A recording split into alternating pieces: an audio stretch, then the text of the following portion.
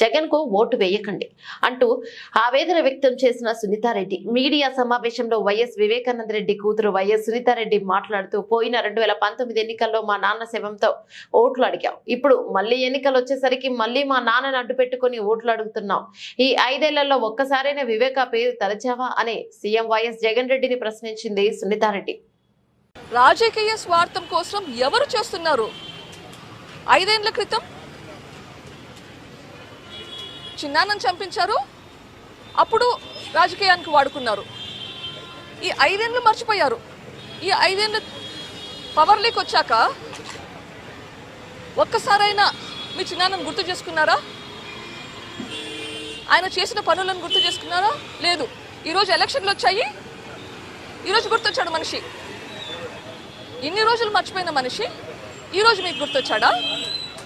ఎవరు స్వార్థపరులు, ఎవరు పదవుల కోసం ఉపయోగించుకుంటున్నారు? ఆలోచించండి. ఎలక్షన్స్ వచ్చాయి, ఎలక్షన్స్లో ఓట్లు పడాలని చెప్పి సానుభూతి కోసం